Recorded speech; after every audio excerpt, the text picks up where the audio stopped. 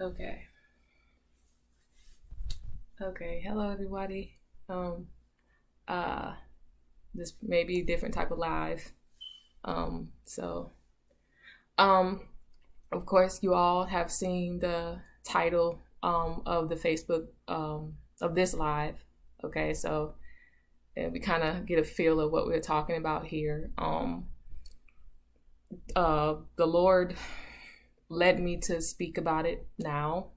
I know there will be many questions and concerns and stuff like that. One thing that I do want to go ahead and say, if a person has never been through sexual abuse, spiritual abuse, sexual assault, rape, any of that nature, regardless of where it was taking place, I ask that, there would be no opinion involved. If you've never been in a place where somebody was manipulating you, controlling you, or abusing you, I ask that there really shouldn't be an opinion.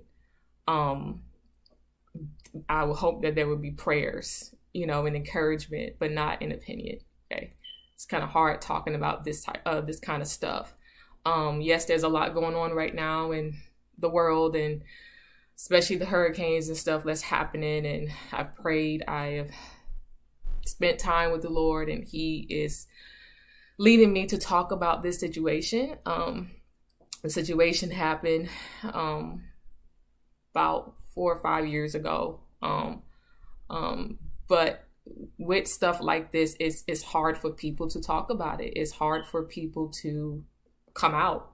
I was told not to talk about it. I was threatened not to talk about it, so I never did. It took me years to realize what I've been through. I had to go through therapy. I had to go through counseling for my mind to really register, hey, this happened to you.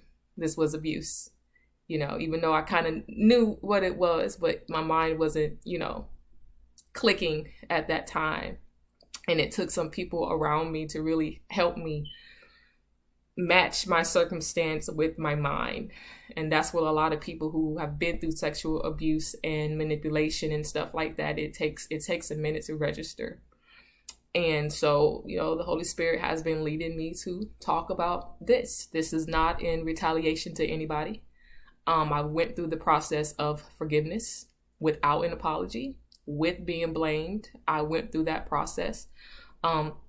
But the Holy Spirit has led me to talk about it. It's not out of anger. This is not out of vengeance. Vengeance belongs to the Lord. That's not my responsibility. This video is to share my testimony. Not only that, it's to also hope that wherever a person is, you can be bold. You can speak out on what you've been through. Okay, I'm also coming against a system of a culture that is built on the foundation of perversion. The Bible talks about, building on the right foundation, and there are ministries, there are places that's built on the foundation of perversion. And I'm particularly talking about the church. We have this nature where we think it's okay to abuse our sheep. We think it's okay to lead our sheep in opposition towards their salvation. We think it's okay to sexually manipulate and emotionally manipulate the sheep. And that's not okay. Okay. So this is not in retaliation to, I'm telling you where I dealt with it at and what I've been through. Yes, there will be opinions. Yeah, there will be different perspectives. Yes, people will possibly call me a liar. And why are you just talking about it now, 4 or 5 years later? Because I didn't have the boldness. I was fearful. I was told not to talk. I tried to ignore the very thing that was sitting on my back, the very thing that was bringing me pain, the very thing that was killing me on the inside. I tried to ignore it. I tried to move on, but I couldn't move on. And I'm hoping that what I say will hopefully allow somebody else to say, hey, she spoke about it. Let me be bold enough to speak about it. If we don't speak about this type of stuff that goes on in the house of God, it will continue to go on in the house of God. It will be a cycle. You go to different ministries, perversion and adultery and homosexuality and sexual immorality and all this type of stuff. Fornication it's just normal. It's normal in the house of God. It's normal. Like we just sweep it off the rug like it's nothing, and it is something. God is not pleased. So I'm more coming against a system.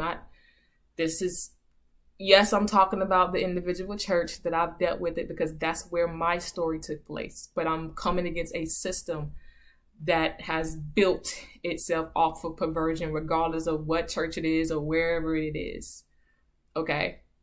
So yes, I am talking about it. And again, if you have not been in a person's shoes who dealt with this type of stuff, there should be no opinion involved because you don't know how it feels. Okay. You don't know how this feels. And I sat down and talked to the Lord and, went through anger because I'm like, God, I have to tear down my pride. I have to tear down the guilt and the shame and the stuff that I was using to cope. I have to tear it down. I have to become vulnerable to share this personal situation or this thing that happened in my life. And I'll do that in order for somebody else to be saved, or in order for somebody else to be delivered, in order for somebody else's eyes to be blind. Okay. In order for somebody else's eyes to be unblind, for their eyes to be open. So for those of you that see this live and attend this particular ministry, I'm sorry that you're just not hearing it. There are people that go there now. You all that go there now, there's some of you that may have went there. There are some of you that may have, grew up in that ministry and sold and tithe and, all this type of stuff. This is my story. This did happen. Everything that I would state in this video with wisdom will be true. I would not be going over every layer and every detail. If anybody wants to know anything, you can call me on my phone. And I don't have any, like I told them, one of the elders that called me and threatened me over the phone, I told her that anybody that calls me and wants to know the truth, I will tell them the truth. I'll talk about it because it's my story. It's what I've been through. So like I said, some people will believe me, some people will not. That's up to you. I'm not here to fight anybody or try to nitpick and stuff like this. This is my story. Okay, there was another young lady that came out with her story, and it gave me the boldness to speak. God led me to speak. He's giving me boldness right now, boldness that I can't have on my own. All right. So there was the young lady. I don't know if y'all heard of her. Her name is Eternity. Her and the first lady that, the first lady that led her into sexual manipulation and sexual abuse and emotional abuse and stuff like that. She recently took her life like 2 or 3 weeks ago because of this stuff.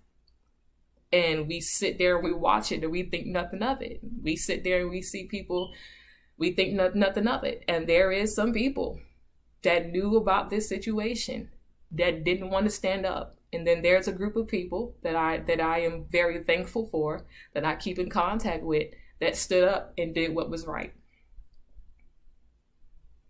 Okay. So like I said, if you've never been in these shoes before, don't have an opinion. That's all I ask. Don't have an opinion. You want to know more? I have no problem with sharing this with anybody. I know what this is. Okay. There is no covering. I'm not covering this. There is no show grace to people, cover people. No, this happened at the Cathedral Praise Church Ministries. This is where this took place. This is where this happened. Okay. I don't have to go into different names and stuff like that. If you know the ministry, you know who I'm talking about. Okay, this happened at the Cathedral Praise Church Ministries in HINESVILLE, Georgia. This is where this incident took place. All right. Like I said, I would not be going over every particular detail and layers because some of them are too explicit, but I don't mind talking offline to people. Okay, number one, I would say that spiritual abuse is real. Sexual abuse is real. Emotional and psychological abuse is real.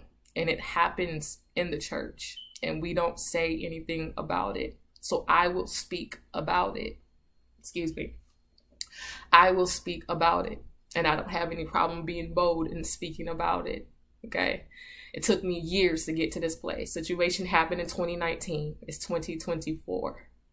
And it took me years, about 4 years This was at the end of last year. I had to go to therapy, and it took me that long to realize, hey, this happened to you. Wake up. This wasn't right. Okay, some people don't know, that you were damaged until you're triggered. And I got triggered because I had to re-talk about the situation. And when I re-talked about the situation to a group of people, I got re-triggered. And it was a good thing, because that showed me that I needed healing. And doing this gives me the healing that I need. Okay? So I am going to talk about it. And like I said, there will be people who will be upset. I do not care. People that will have attitudes and stuff. I've already been threatened. I've already been mocked. I've already been told to shut up. And I'm not going to do that. I do not care. Okay? I do not care.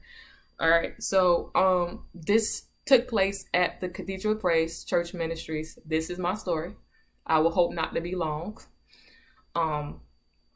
This happened in 2019, and I'm going to be as completely vulnerable as I know how. Saying this to everybody online is a life-changing thing. It's a life-changing thing, okay? So this happened at the Cathedral Praise Church Ministries in HINESVILLE, Georgia in 2019, all right? The pastor of that church I've known for about half of my life, okay? He used to come and fellowship with my grandmother, or at the previous church that I was before I joined the Cathedral.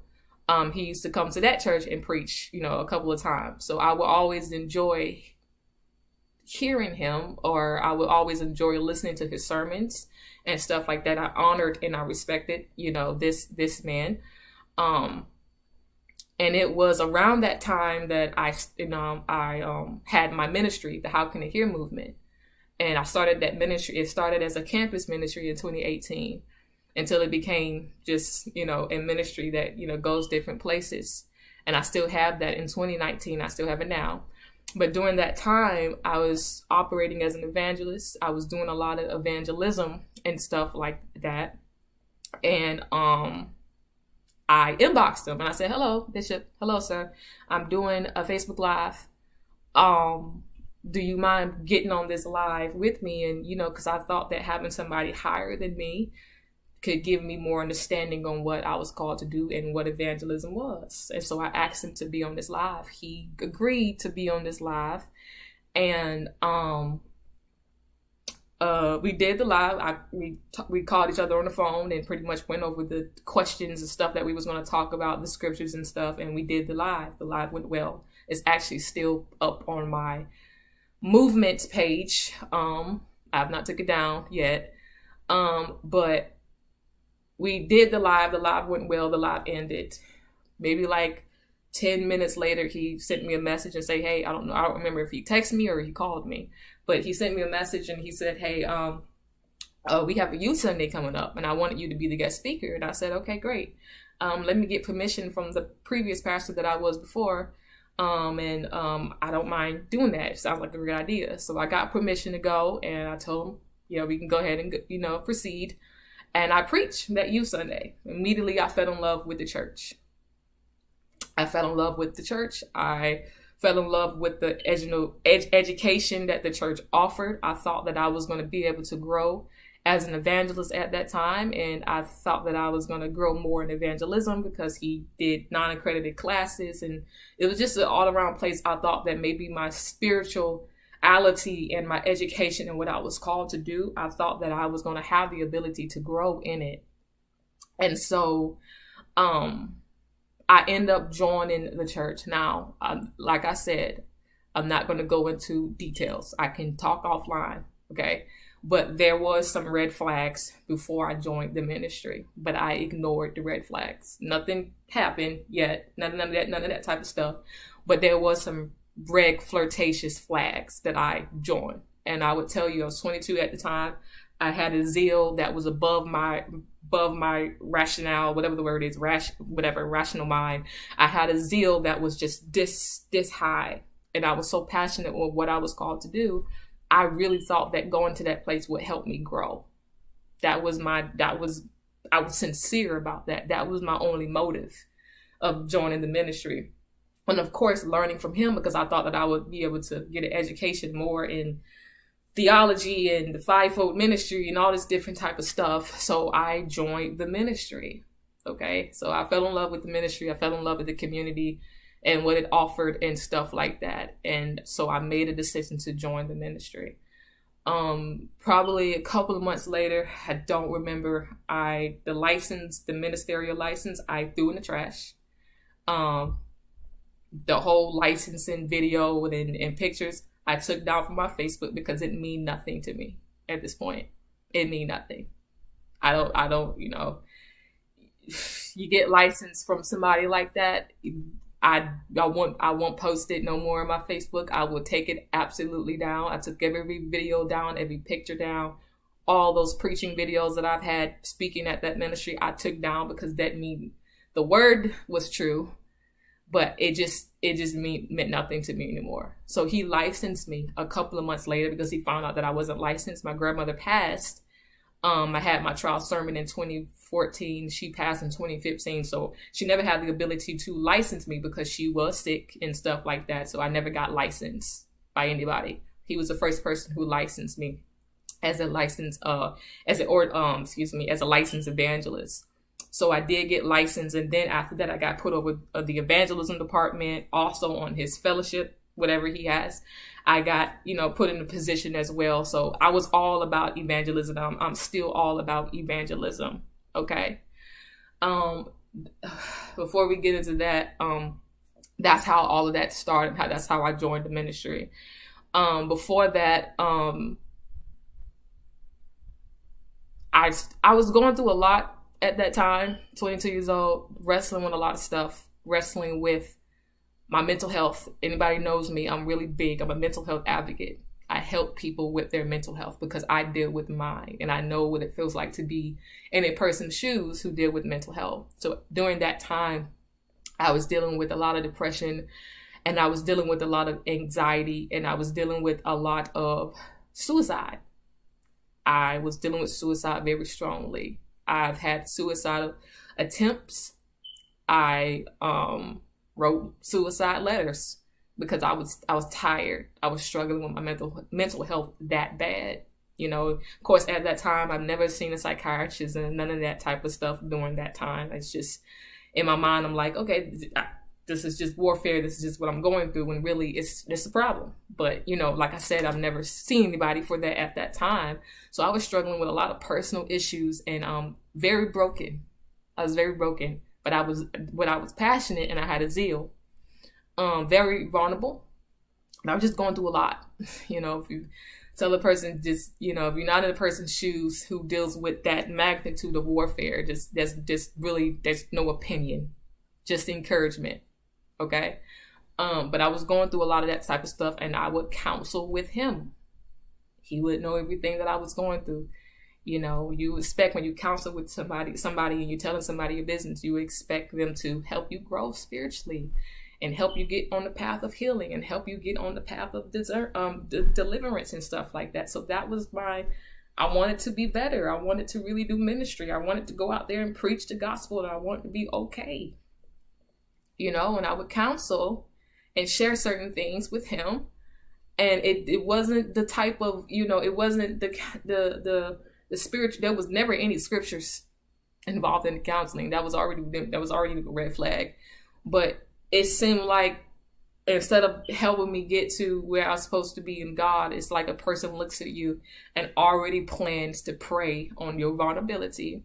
And they plan to prey on your emotional state and what you're going through. Because even doing the counseling, I've never got any resources. If you know a person, this is why I'm really big on mental health with people, because I do believe that there are certain, not all ministries, but there are certain ministries that are not able to help people with their mental health.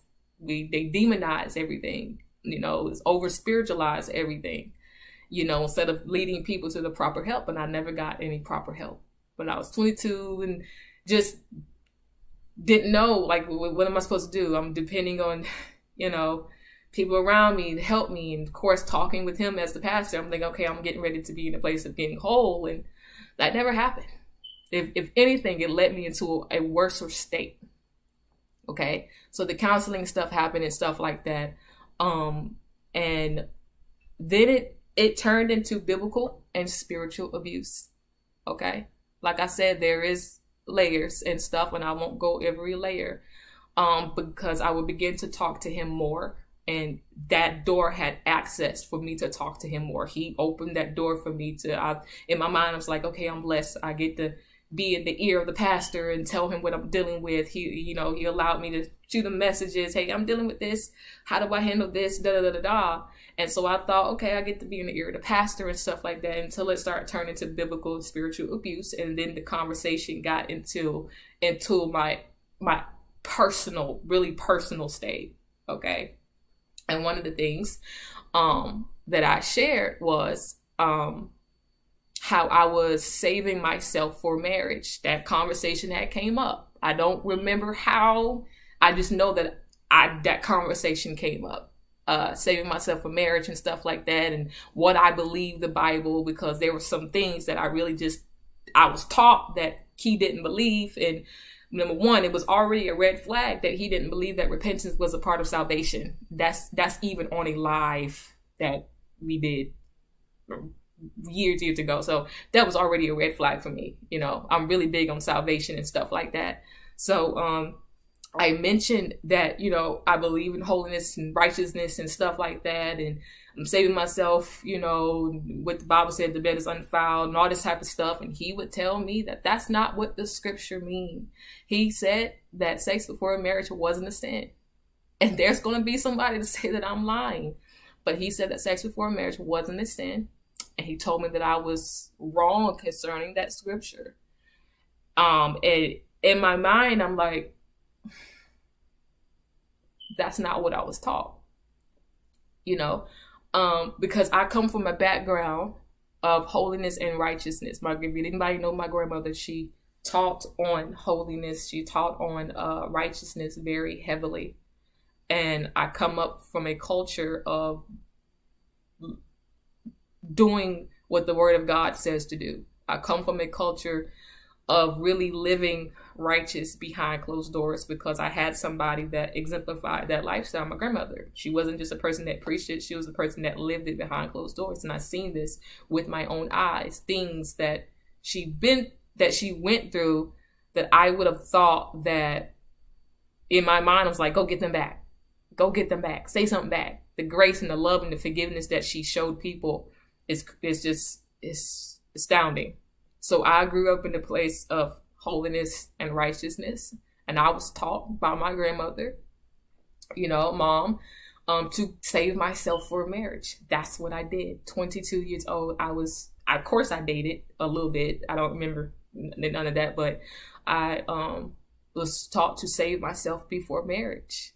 I was taught to, keep myself, and that's what I did up to this point before I joined this ministry.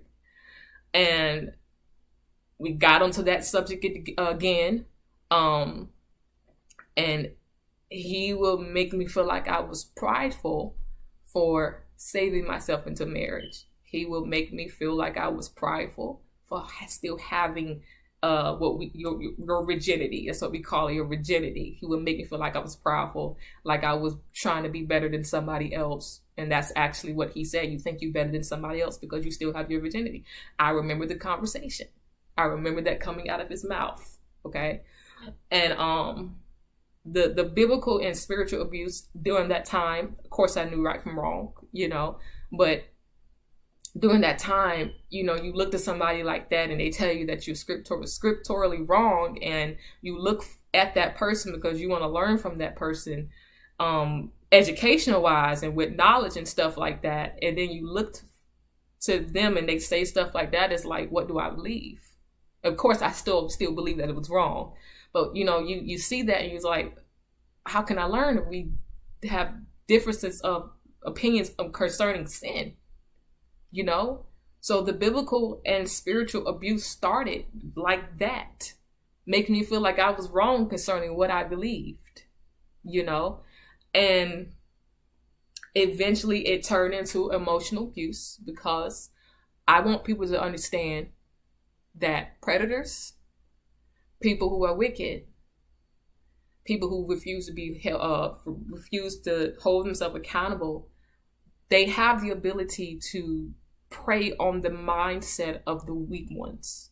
Because I know how we talk about this type of stuff, and people were like, you're 22 years old, you knew right from wrong, you went here, you did that, you did that. And I'm like, you have no absolute clue what manipulation feels like. It is a demonic stronghold. It makes you feel like you do not have a choice, even though you have millions of choices. Just like maybe a couple years ago, I saw a young lady. We was actually at the gas station, and I saw I'm talking about me and a friend. We was actually at the gas station, and I saw a young lady get out of the car, and the guy hit her and was yelling at her. And I looked at him and I looked at her, and she walked in the store crying. So I pumped the gas and I go back in the store, and I saw a police officer. I'm like, okay, there's a police officer here. The lady is standing right next to him, and I went to the back, act like I was going to the bathroom, and I looked at the lady. I said, ma'am, are you all right? And her face was red and stuff like this. I said, ma'am, you all right? And I was trying to be loud, like, there's police right there. You just got done being abused. I know he's abusing you. There's a police right there. But she got in the car, paid for the stuff, got in the car, and went home with the guy. And in your mind is like, why didn't you say anything? Like, why didn't she run? She had the chance to run. Because even though you have a choice, manipulation and control makes you feel like you do not have a choice. And I was in a place where I was heavily manipulated and controlled. And I had such a zeal, such a passion to do ministry. I had such a zeal and such a passion to do what I was called to do. And I felt like I was led down a wrong path. You know, you would look for your leaders and people around to lead you into a place of your walk, your salvation with God. And they lead you in the complete opposite way.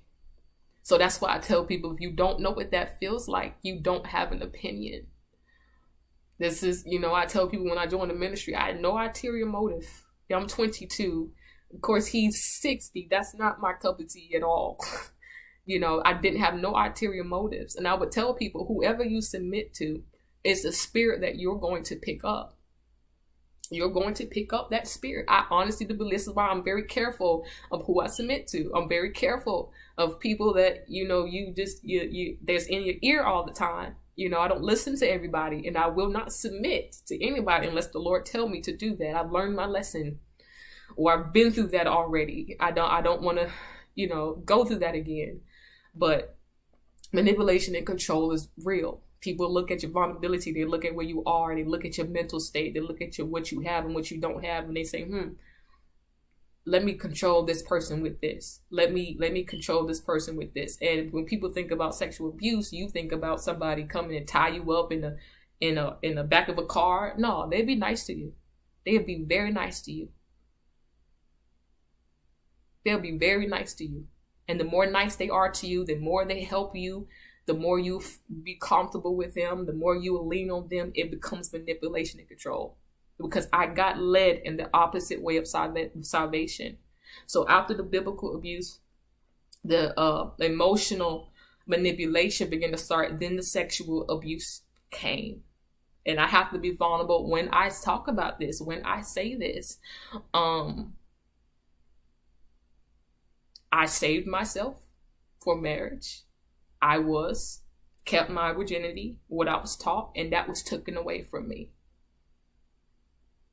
That was stolen from me that I can't get back. And I don't mind being bold and saying that, because I can't get it back, but I'm being restored.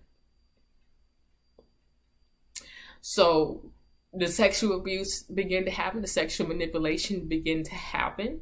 We're not going to go in details concerning it, but it began to happen. It actually happened like 7 months after I joined the ministry and stuff like that. And then let's roll over to the summer of 2020. 2020, I was wrestling with some things personally, homelessness and stuff like that. And so the manipulation and control lasted. We get to the summer of 2020. It lasted for almost a year during that section. And I moved in with a young lady from that particular church. I moved in with the young lady. The young lady saw the mental state that I was in behind closed doors, and she found out, and she saw what it was doing to me behind closed doors, and she wanted to move and act upon it immediately. And in my mind, I was so fearful and I was so scared. I'm like, what about me? Like, what about me? What am I going to do? I don't want anybody to know, like, I'm scared. That's exactly what my mind was. And so I believe at that time, she took it in her hands to, I don't know how people found out. A couple of people found out from the ministry, but all of the elders at that time, okay, I'm not going to say any names, but the elders at that ministry during that time, because some are not there, some knew, whatever the situation may be, but at that time, all of them knew what took place, what happened. Okay. They knew that something was going on. And this sprung out into the summer of 2020. Okay. So they found out and stuff like that. And a meeting was called. A meeting was called with the elders and myself. Okay. For those of y'all that may be listening that go to that church and you know what the church looked like, this meeting was called in the fellowship hall, in their fellowship hall. You ever seen the American Idol where the person stands up in front of the judges and they sing and the judges are sitting behind the table? That's exactly what was going on with me in that fellowship hall. They put a chair in the middle of the room. Just a single chair, singled me out from everything. And then each elder was sitting behind a desk, like a table, like they was getting ready to pursue judgment or something. Just had me sitting in a chair. During this meeting, documents were passed out. Papers were passed out amongst each other. They gave me a document. The document had A through Z, and I can't remember if it was on the document or it was in the email, but I know it had A through Z. That's on one of them, but the document had A through Z. We're going to go with that on it. And when I say A through Z, I literally mean alphabetical order A through Z. Okay. It had A through Z on there. Everything that I told the young lady that I was staying with and other things that they found out or whatever the situation may be, A through Z. This happened. You went this place. This happened. This is where it happened. You said this. A through Z. And I was to go on A through Z and say whether it was true or it was not true. They passed out more documents in this meeting, and it had text messages on the paper, like printed out text messages. What was so horrible about this was, in this particular meeting, my mental health information was on this document that I did not want anybody else to know. I don't care who you got it from. You should not be passing it amongst yourself. My suicide attempts, me wanting to kill myself, and going through all of this stuff was on this piece of paper, and that should have not been on there. Okay? So I had these documents in my hand, and I was to go through A through Z to try to figure out whether this was true or this is not true. Okay. What they do not know, that before this meeting, before I walked in the church for the meeting, their beloved pastor called me and told me that I better protect him, protect us, protect him. So I went in this meeting with utmost fear. because I didn't have anybody with me. There was no friend. There was no advocate. There was nobody with me. There was somebody to say, hey, you better record when you go in here. Keep your phone recorded. Record everything in here. Let me come in here with you. Let me take pictures. Let me be by your side so I could be a witness. I went in here by myself. And I had 7 to 8 elders sitting on this, like on behind the table. And I don't know what's getting ready to go on. I don't know. I'm scared. So I'm sitting in this meeting and I was to go through these documents. And because of the phone call that I get, because of my fear, because of the shame, and because of the guilt, I went through every one of these documents. I said, that's not true. That didn't happen. I didn't say that. That's not what that means. Let me clear it up. Let me clear it up. That's not true. False, false, false, false. I said that everything was false. Because even in the state of mind, I realized that there was no person on this behind these tables, on this staff, that had my best interest in heart or had my best interest in mind. They did not call this meeting to get information from me so that they can do what's right, so that they can help me, because I was crying out for help for a long time. I desperately wanted to get out of that situation. I did not know how to. And I didn't have anybody to pull me out. Crying on the inside. Every Sunday I would go to church. Just going through. Every Sunday I would go to church. Going through. Losing weight. Don't know what to do, crying out for help. I go to church, I do the media, go home and have a mental attack because I was just going through so much. And so in this meeting, I said, no, that's not true. That's not true. That's not true. And I realized there was nobody in this room that had my best interest in mind. And even if I told these people that I was being sexually manipulated and abused, what was y'all going to do? Was you going to stand up and do what was right, or was you going to say, hey, I'm sorry about that, but you're going to have to leave? And he was going to still preach, because that's exactly what happened. He was still behind the pulpit preaching the so-called whatever his gospel is. So I told these people, no, that didn't happen. That didn't happen. That didn't happen. And they said, okay, are you sure? I'm like, yeah, that didn't happen. That didn't happen at all. There was, one of the horrible things that even in this meeting, when they brought up my mental health, when I don't remember what elder said it, but she said that somebody said that you wanted to kill yourself. And I looked at all the elders and I said, I paused, and then I had a mental breakdown in front of each and every one of these elders. Did you know not one of them got up and said nothing? All of them looked at me and said, aw. Nobody got up to console me. Nobody got up to say, are you sure you're okay? You in the room along with us. You can tell us the truth. Nobody cared about the truth. You wanted information. They all wanted information so they can cover their beloved church, cover their beloved pastor. But I'm sitting in the middle of a room, breaking down, crying my eyes out, and nobody moved to give me a napkin to come and to console me. Because right then and there, I really want to tell these people I'm in a trap and I need help. I'm being led down the wrong path and I really need help. But there was nobody in that room to trust.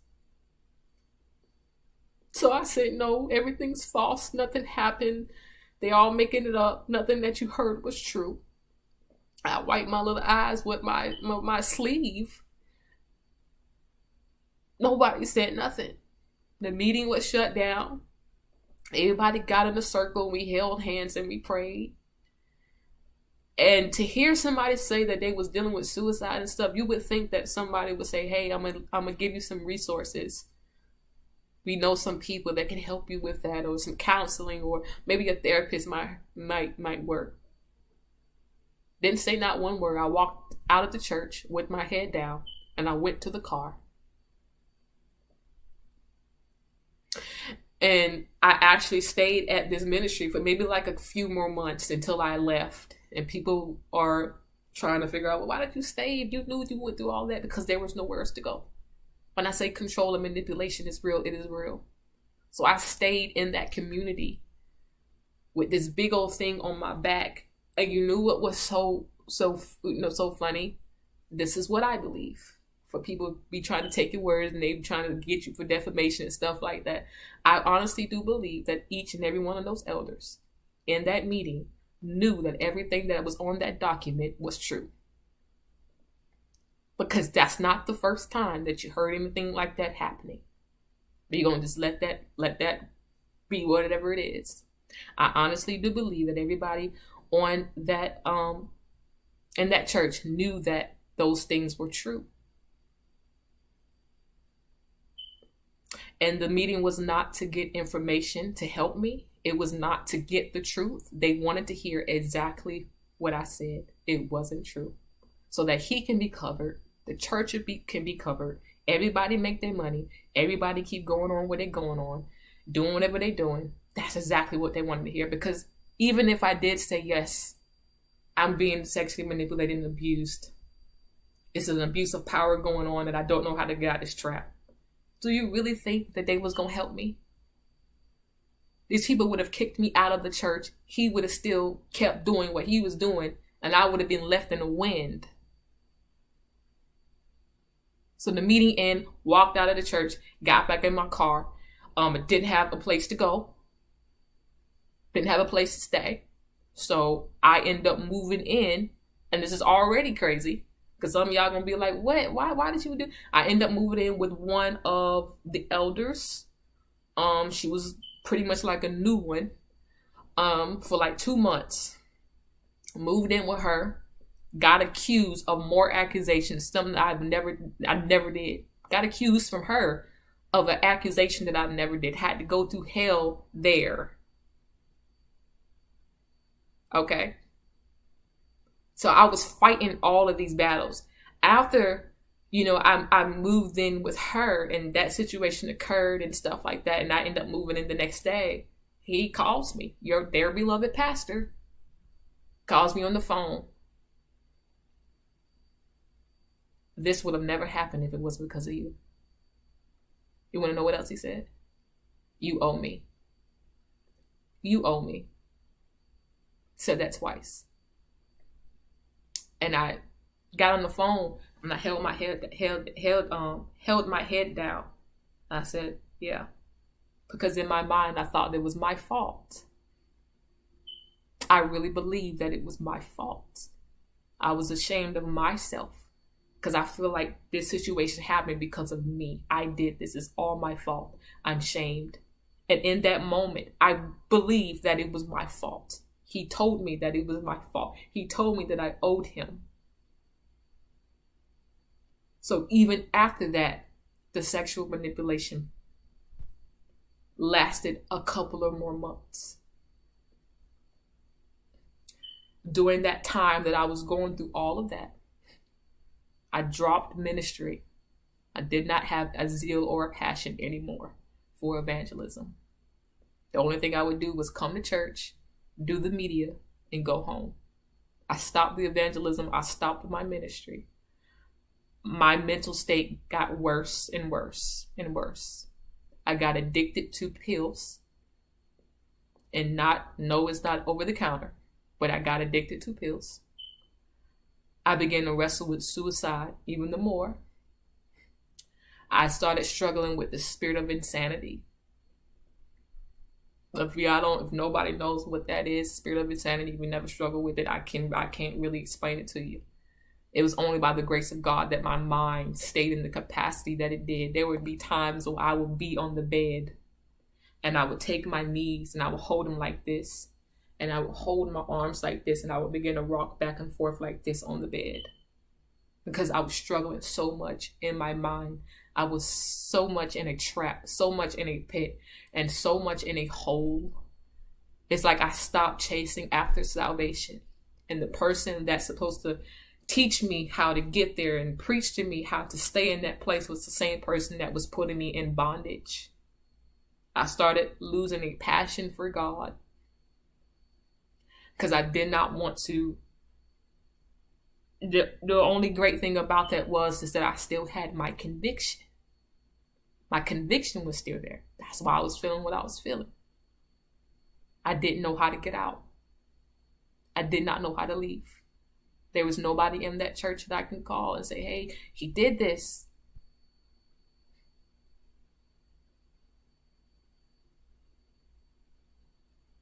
Nobody.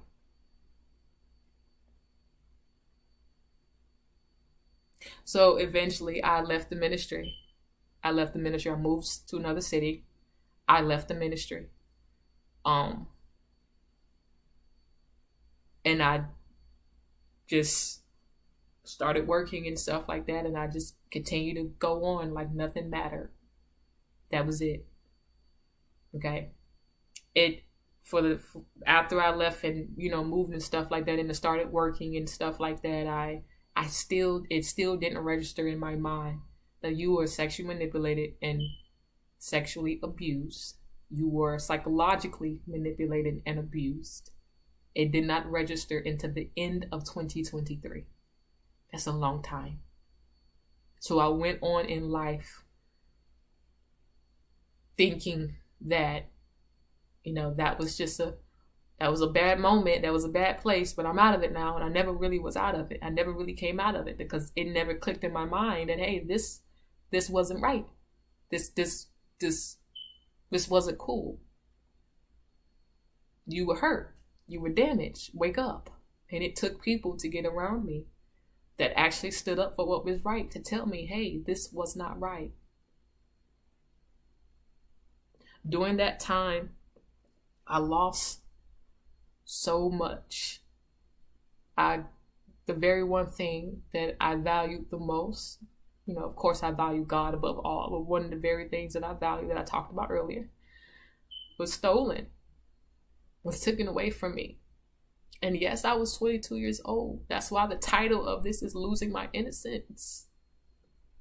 Because my eyes was not open to certain things. It wasn't supposed to be open to certain things until, that's why they tell you to save yourself until marriage, do what's right. But my eyes was open to certain things that I wasn't ready for, that I did not want to do, that I felt like I had to do, because the person came off as being nice and the person made you feel like there's nobody else there for you. I'm the only one there. I'm the only one that can help you. That's how that came off. Or in my mind, I'm like, I have to do this. And I know that I was not the only one. And I'm going to leave it as there. Leave it as that. I wasn't the only one. There are wicked people that looks at vulnerable people and they take advantage of them. They take advantage of them. So I lost so much that was of importance to me. And it's by the grace of God that I did not walk away fully. I've known a lot of people that have been through things like this. They never come back to God. They lose their salvation because the person that's supposed to lead them to Christ is leading them to a place of bondage. And I know people who never came back to Christ. They never came back to salvation. And it's by the grace of God that I came back to Christ, that I came back to ministry, and I'm on fire for Christ now. But if I never talked about this, I would have never began to be really healed. I thought that if I ignored this and just looked at it as a bad place in my life, and I surpassed it, that everything was going to be well, and it ate me up for years. I was in trauma for so many years. That whole situation damaged the perception of a father figure. It damaged that perception. Restoration is still available, of course, but it made me scared to even submit to like older men. And they could be just as nice and and stuff like that, really be sent from God, but it made me skeptical about everything. It damaged a lot of stuff. I wasn't that type of person that said that I'm gonna walk away from the church because everybody the same. And, that's why you cannot play with sheep. You cannot do that because everybody is on their different walks with God. Everybody is not in a place where they have met God for themselves. Some people meet God through the preacher, and the preacher is supposed to be the representation of God. So when a new believer comes to Christ, because that new believer don't have a solid relationship with God where he is able to discern the difference between somebody being used by the devil and this actually being God, when they don't have that discernment and they look at the person that's supposed to be representing God to do them wrong, they don't come back. But I was in a place, I may have not been heavily in the word or heavily in the faith. I was always taught it. I've seen people who represented God the right way. So I knew that everybody like this is not the same. And I'm glad that I had that mindset, because I did walk away from the church for about a year and some change. I didn't go to church. I didn't submit to nobody. I didn't want to have nothing to do with the church. I just worked, stacked money, and mind my own business.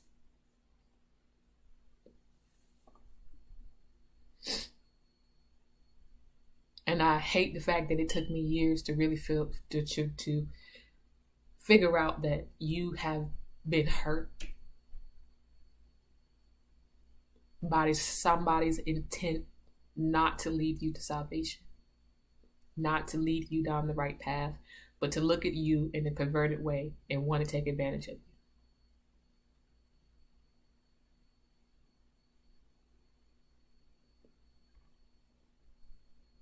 That, like I said, I wasn't going to get into layers and layers and layers, but I'm highly disappointed at some of the people that were there, that really knew in their heart that this has to be true. This isn't the first time they heard of something like this. They seen something like this. Never had anybody reach out to me and say, hey, I'm going to give you another chance you can talk to me. Nobody's here. You can tell me it's the truth. I stand with you. Nobody. Because they knew it was true. But they covered him. Because that's their culture. That's the culture. Nobody knew how broken I was. My addiction, my mental state. I couldn't do it anymore. Even when I started going back to the ministry after that meeting, I sat in services, my mind was blanked. I would just be there to just do the media. I had to go back and forth to the bathroom to have mental attacks. Mental panic attacks. There would be certain times, even out after all that, I'll walk. There was an incident where I walked in their ushers room. They have an ushers room. I walked in the ushers room, looking at certain things in there, and this man, their beloved pastor, comes in the ushers room and grabs and gropes me in the church. Grabs and he gropes me in the ushers room. Started feeling all over me in the ushers room. Anybody could have walked past. Anybody could have said something, but this man comes and grabs my tail and gropes me. There was a meeting that we had in his office. I took a step back from ministry. I took a step back from the evangelism department because I thought that after all of that, if I just stop and just mind my own business, because I told him I cannot do this. Like I'm going through a lot, and the emotional manipulation would happen. There was a time when I was in there with another elder, had a meeting, and I said, I want to get back to ministry. I really do. And this is a time where God was really dealing with me to leave. I really want to get back to ministry because in my mind, it was like, if I just get that zeal back, I can look over everything else. So I stood there in that meeting and I was talking to him and I was talking to another elder, and we made a decision for me to get back into ministry. The meeting was over. She walks out ahead of me. I walk out behind her. He walks out behind me and grabs my tail. Grabs my tail, and I go back to the car and I sit there and cry because I was doing everything I possibly can to get back into ministry. And yes, I was still there, and yes, my mind was not on. It was not on. I was struggling in my mind to try to figure out, if I just distract myself with the zeal, we can go to the community and make some events. That was where my mind was. It was always ministry. It was always evangelism. And I went to the car that day and I cried. I said, no, I don't know if this is going to work. So that's around the time when I made the decision to leave the church, leave that ministry. Never told a soul, never told anybody until the end of 2023. To the end of 2023, when a lot of more people began to find out. And even some people who found out never said not a word, never called, never said anything. Because it was all about covering him. Let's show him grace. Let's show, that is what was going on. And it's just not about this incident. It's about the whole system of a culture. Let's show the leaders grace. You do something, you make a mistake, yeah. But when you continue to do something over and over and make it a cycle, there is no grace for this. It's time to, it's really time to reevaluate. Like, why are you damaging your sheep and leading them the wrong way? Why?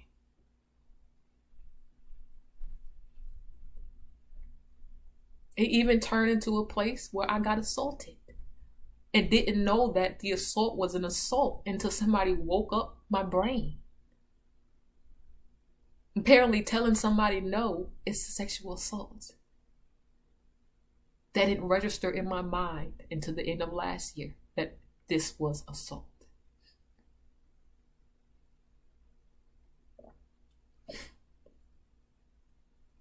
So I had to go through counseling and therapy, and thank God for the people that were by my side who helped me through the process and stuff like that. I thank God for them. Okay. But like I said, there are so many other layers that I cannot share on here. I cannot say. But stuff like this is real. It's real. Sexual assault, sexual abuse, sexual manipulation, psychological abuse, spiritual abuse, abuse of power in the house of God is real.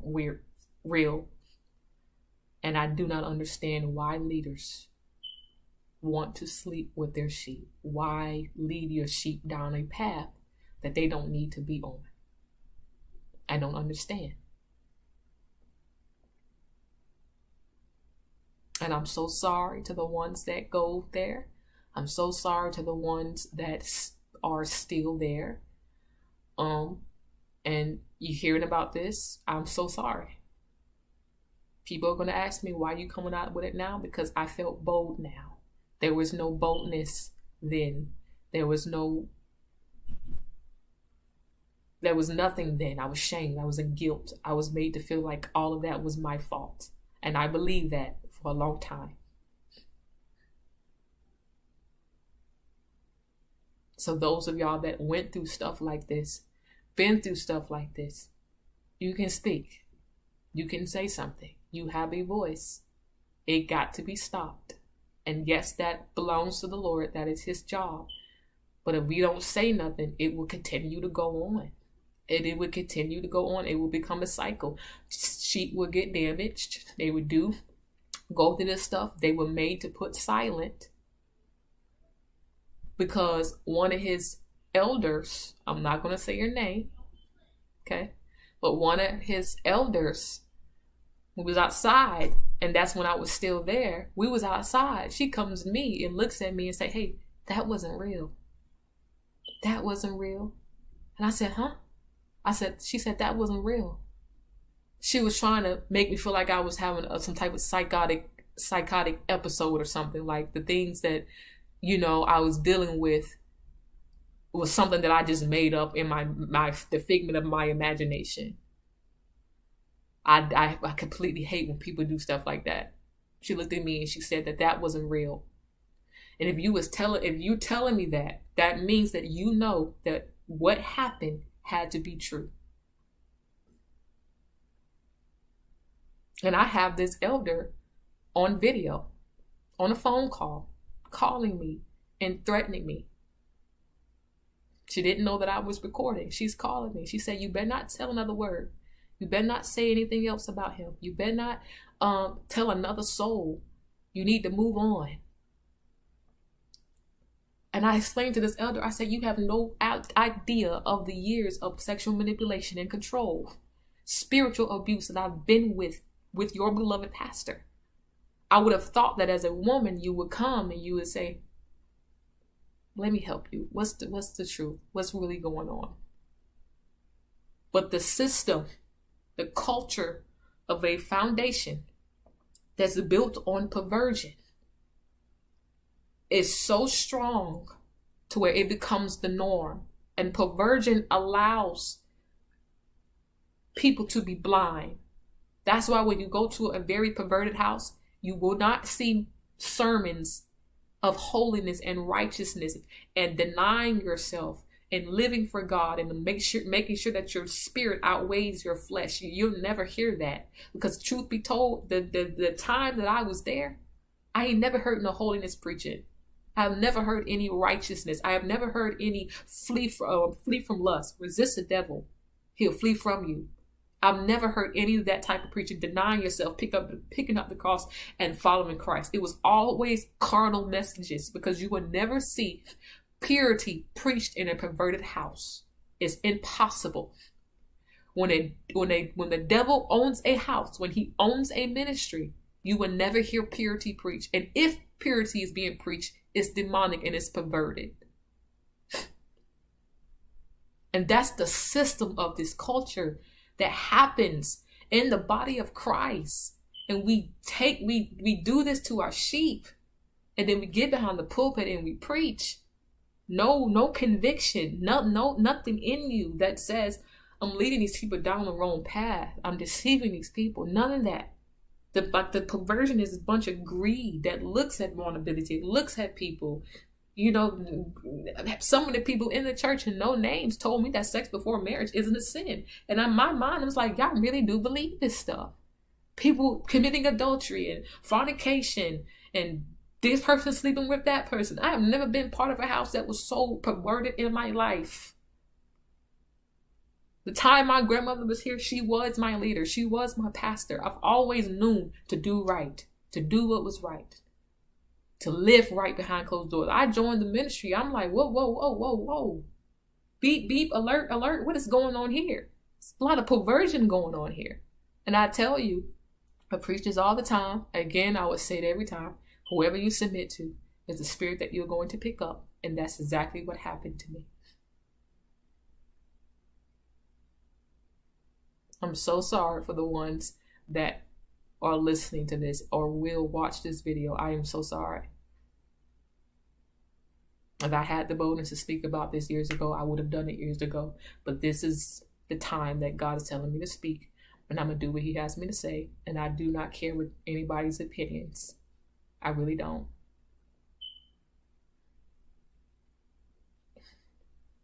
I don't care about anybody's opinions. This is something that the Lord told me to do, and I'm doing it. And he's given me grace to do it and the strength to do it. So I pray that people's eyes will be opened. May the eyes be open. May your eyes not be blind anymore. I lost a lot during that situation. I lost a lot. And I know that restoration is available. But on my human side, you just don't get back. You just don't get it back. Most important thing to me besides God that I can count on my fingers was taken away from me, my innocence. Was taken away. And yes, restoration is available, but I can't get that back. Sexual abuse in the house of the Lord is real. Sexual abuse everywhere is real. But it tears me up to hear about it from any aspect, but mostly in the house of God, because it's supposed to be people leading you to Christ, not bringing you away from Christ.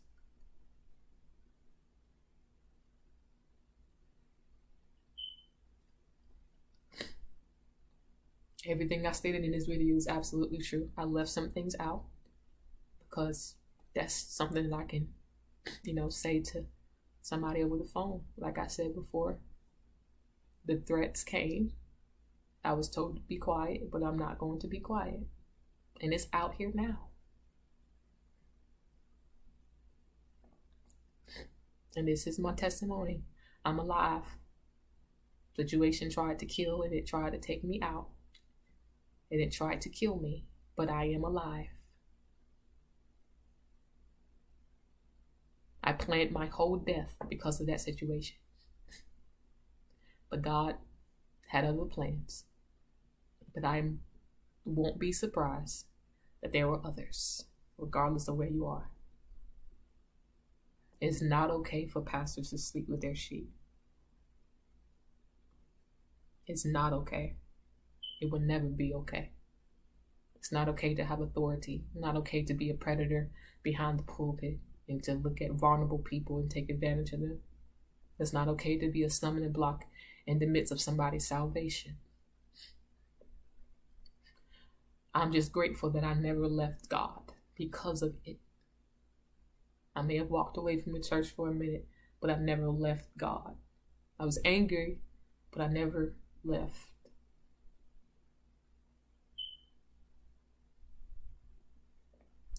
I was a part of a ministry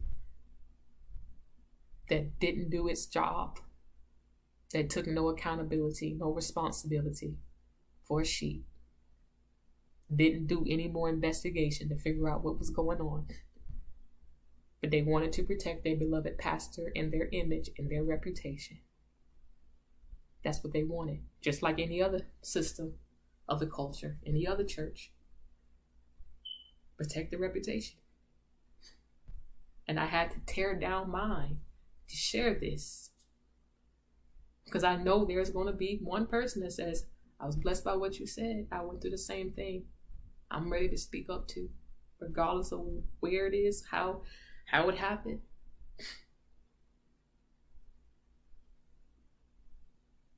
So I lost a lot. But God is a restorer. God is a deliverer. And God is a healer. This is my story again. This was not made in no retaliation. This is about 4 or 5 years ago, but I'm still dealing with the pain and the trauma and the emotional turmoil. I just got to a place not long ago where I got my zeal and my passion back. And God is using me to speak words and prophesy and save souls and stuff like that. So I'm happy about that. But there was a time where I didn't pay that stuff no mind. I was damaged and treated badly by a ministry. I received no help, nothing. And I have to remember that for the rest of my life. But I know that God is a healer. He's a restorer. So sexual assault is real. Telling somebody no, sexual assault. I don't need to say anything after that. Sexual abuse is real. Spiritual abuse is real. And even if the person, people that surround the person that did it, that don't stand up and say something, you are guilty by association. It's like you are an accomplice without doing the actual thing. But because you don't speak up and say, hey, we can't do this. This isn't right. Guilty by association. So this is more against systems. This is more against cultures that built itself off a foundation of perversion. This got to stop. God is not pleased with stuff like this. He has never been pleased with stuff like this. The blood is on the hands of leaders, the hands of people who allow this continue to go on. And it will be one person that will come out and start talking for such a time as this. Okay, so this ain't no regular Facebook Live, so that's my story, that's my testimony. I pray that those of you that know me will continue to keep me in your prayers. Those of you that know me will continue to intercede for me. Those of you that don't know what this feels like, don't have an opinion. Ask the Lord for guidance, but don't have an opinion if you don't know what this feels like. Pray and just keep me in your prayers. For those of y'all that have any opposition towards this, I honestly do not care. This happened, this is true, and I believe that there possibly will be some retaliation behind the closed doors, but I do not care. The Lord tells me to do something, I'm going to do it, and He covers me through it. I will say what the Lord has me to say for people that He has me to say it to. And it may not be a person who may speak up, but it may be somebody in the back, behind the scenes that may have watched this, that may say, hey, I'm going to speak up too. I've been through this. It's okay to talk. It's okay to speak up. It's okay to say something. That's my mission. That was my goal for making this. But yes, I went through sexual and psychological abuse at this church. I didn't receive any help. I was done wrong. And I almost lost my life trying my best to ignore what happened to me. But I cannot do that anymore. Okay, so God bless each and every one of you. Though, like I said before, those of you all, keep me in your prayers. Those of you all that may have something negative to say, don't say it. Don't say it.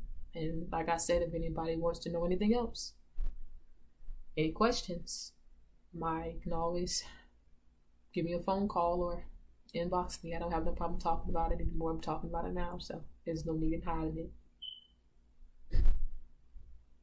Predators are real. Wicked people are real. Warlocks are real.